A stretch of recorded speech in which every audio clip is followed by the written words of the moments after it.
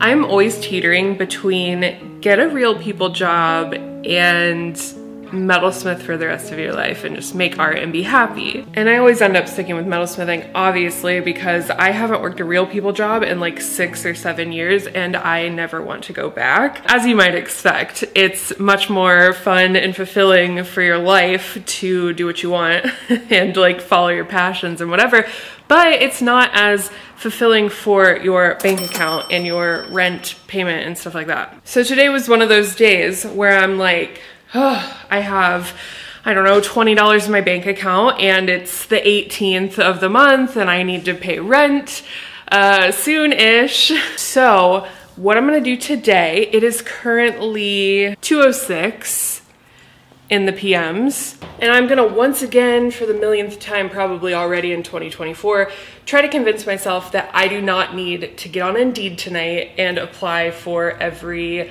remote customer service job that exists.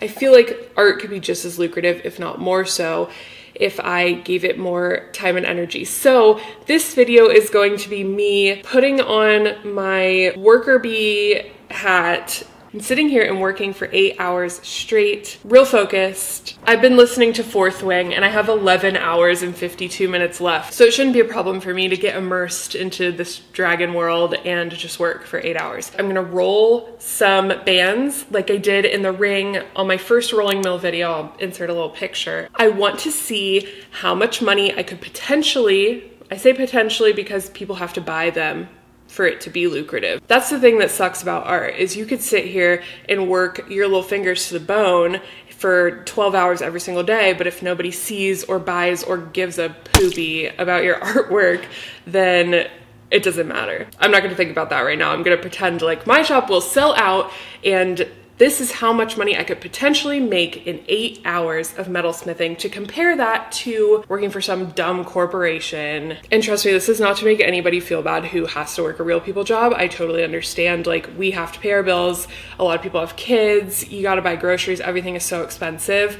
And I am very fortunate to like have this skill and this space and to be able to do what I do. So I'm not trying to make anybody feel bad. This is just me trying to convince myself to follow my own passions, which I really hope that everybody else can do also. If you are like so strongly pulled toward being a creative, I hope that you have the ability to like pursue that. Okay, I've rambled long enough. It's 2:12 now and that's cutting into my time. I'm gonna leave here at 10, so it's gonna be just a little bit short of 8 hours, but whatever. I guess I'll pick out some stones and get to work.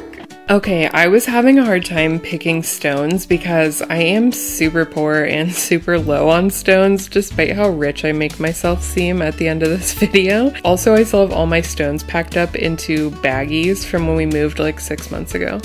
Okay, I picked out 6 stones. They're all rose cut stones and they're all freaking incredibly beautiful. Let me actually go outside so I can show you these better. It was super loud out here, but aren't these amazing? Okay, so we've got a labradorite, an amazonite, a blue chalcedony, an emerald, a garnet, and a pinky purple sapphire. Gorgeous, stunning. And then I've got a bag here that I've been adding silver to that I'm gonna melt down to make the bands. And I'm gonna do lots of annealing because people keep telling me to anneal, anneal, anneal. I don't know if people like more of a musical montage moment or if you want me to explain what I'm doing, but here I'm using thin fine silver bezel wire to wrap around the stones. This is what holds the stone in the setting. And yes, please protect your lungs and your hair. I have gotten my hair caught in my rotary tool more times than I want to admit, and it freaking hurts.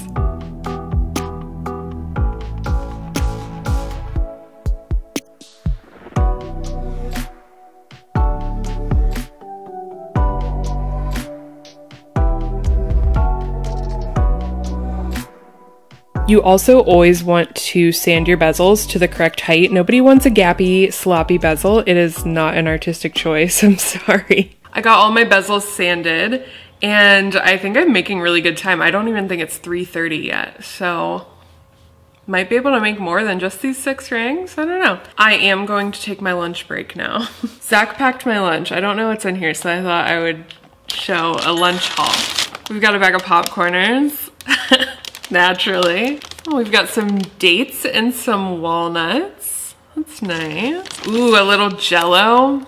I love these. I had never had them until we just got some at Walmart. These are so cheap. They're only like $2 for a bag of them, and they have little coconut pieces. They're very good. 2 of them. A humongous apple and a teeny tiny little cutie. A snack pack. Oh my God, he packed me so much.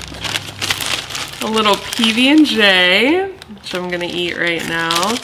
Some rice crackers and a little Nature's Bakery fig bar. Thanks, Zachary. I have a little bit of sheet left over and my stones fit on there nicely. So I'm not gonna have to roll out sheet to use for the backs of these rings, which is very nice because that would take a lot longer. But I am gonna have to roll 6 bands. I personally only ever use sheet solder. If you use other solders, you are the absolute MVP because they confuse me. But anyway, here I'm just soldering the little bezel wires to silver sheet to make a little cage for your new rock pit.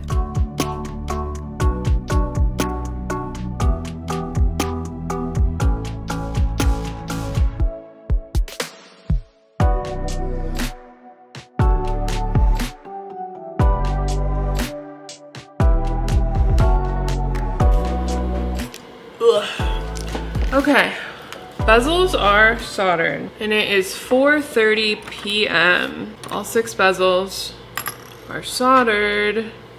It's about time to start making these bands and my back kind of hurts. So that's good news. After my last video where I rolled those little tiny nuggets from my bracelet, my shoulders were so like embarrassingly sore, like right in here. I guess just muscles that like haven't seen any movement like ever in my whole life probably. I guess I need to just keep rolling stuff out. I think I'm gonna get just like jacked only right here. So I'm just gonna have like big old shoulder muscles. This one's pineapple. It's my favorite. I'm not even really a huge fan of pineapple, but the pineapple Jell-O. I'm gonna have to melt some little Cheeto nuggets that I can roll out for the band. And I guess that's what I'll do first. I'm just gonna cut some of these little scrap pieces up so that I can put it into the Cheeto maker. Watch my last 2 videos if you don't know what that means.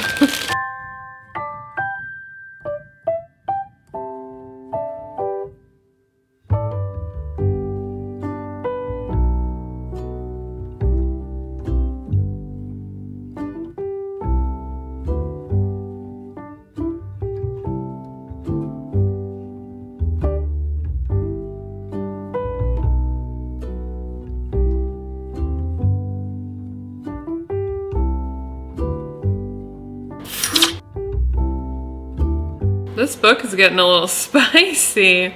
Okay, I have I have my 6 little Cheetos completo. I'm gonna pickle them. Not even sure what time it is. It's 6 o'clock, so I'm gonna pickle these for maybe like 20 minutes or something. I'm going to clean up my little bezels and then roll out my bands. Hopefully I can do all this in 4 hours.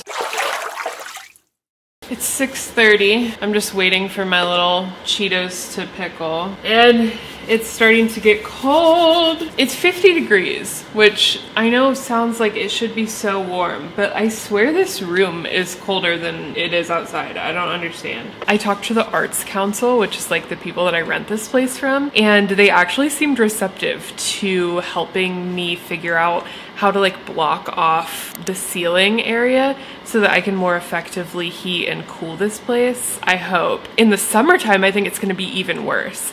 Like being cold sucks, but you can like sit here in front of a heater and warm up, and you can like, once I get working, I like get a little bit warmer. But being hot in California in the summertime when it's like 109 degrees, hopefully they put a ceiling in for me. That would be really cool. Okay, they're pickled, they're bathed in baking soda, and they're dried off. They're ready to go through and become beautiful half-round wire.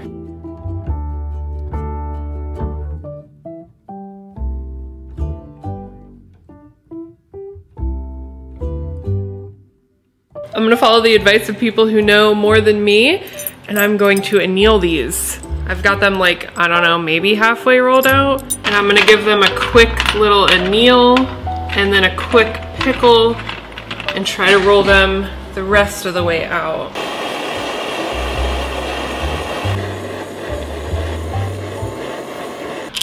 I might be a little weak for this rolling mill business. My back is killing me. This is my Stanley Cup. Ow! It's like 8:40. I finally got all of my bands made. I ended up annealing them like 4 times and added a little bit of a hammered texture to them. I'm tired and I want to go home, but I want to finish these rings to prove that I can. So I've got like an hour and a half. Here's what they look like for now. It's 9:45. My boyfriend is gonna be here in 15 minutes, and these are clearly not finished. 6 was overly ambitious. I should be able to finish these in like another hour tomorrow. Hi, sorry to butt in, but it is a new day. I didn't actually think that I was gonna upload this video, didn't think it was gonna happen, which is funny because that kind of goes along with the video of how much money can you make in a day as a self-employed artist. Well, if something goes wrong, you could work for an entire day and make absolutely no money and make like negative money because you've wasted materials. Not me anymore because I have a rolling mill, but I digress. My rings are still here in their skeletal form because I didn't know if I was going to be able to sell them. The bands have some cracks because I'm a rolling mill novice.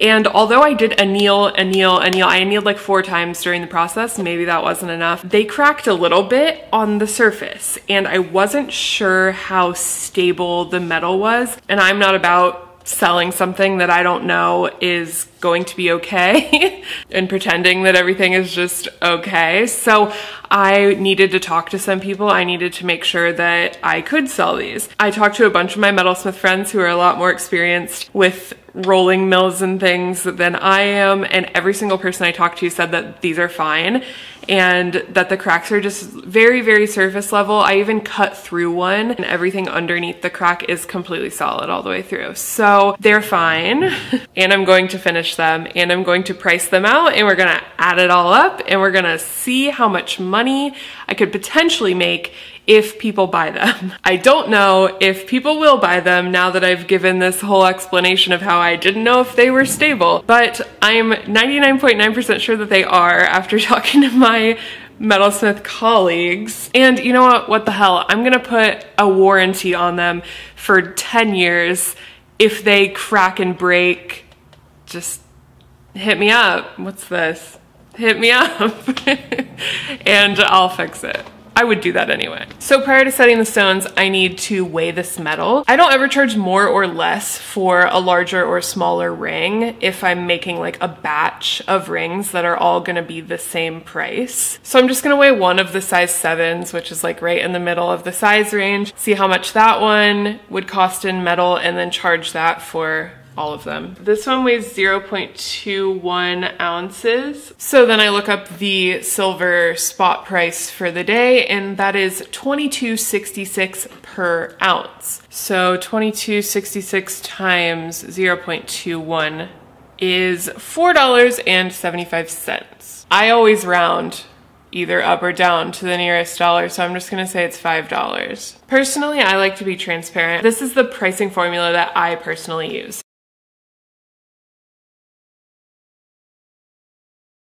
So I do materials, so my $5 in silver plus my stone. Again, all of these stones were about the same price. So I found like the median price between all of the stones, and that's about $4 per stone. So 5 plus 4 equals 9, $9 in materials.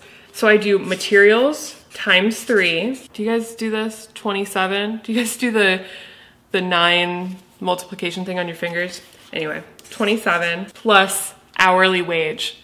This is where it gets tricky because you know that I spent 8 hours on these and I'm still not finished with them. So usually what I do is I just always charge for 2 hours of work per piece.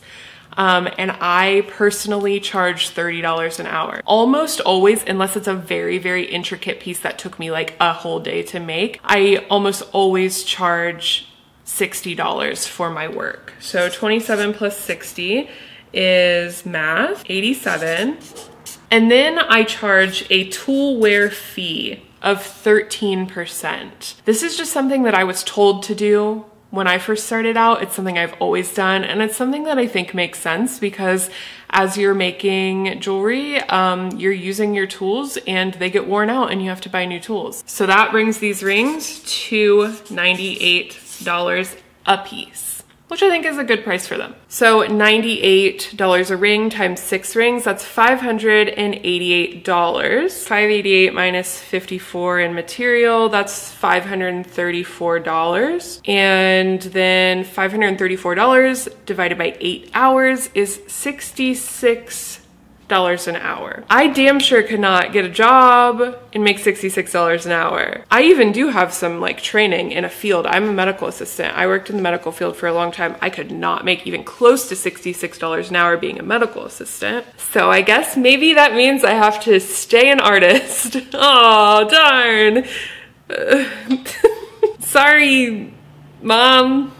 Just kidding. My mom wants me to stay an artist too. But yeah, I mean, that just solidifies in my brain that I'm doing the right thing. I just need to be more motivated and be more consistent to make it worth it and make $66 an hour every single day. But truly, I'm only gonna make $66 an hour if people buy my jewelry. So if you would like to support me, and I'm just being silly, I cannot make $66 an hour every single day.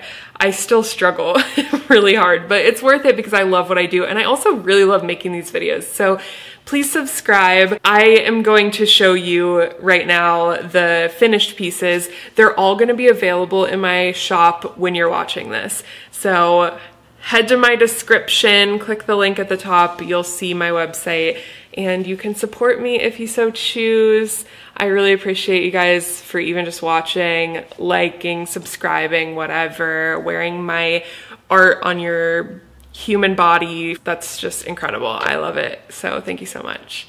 And I'll see you in the next one. Bye.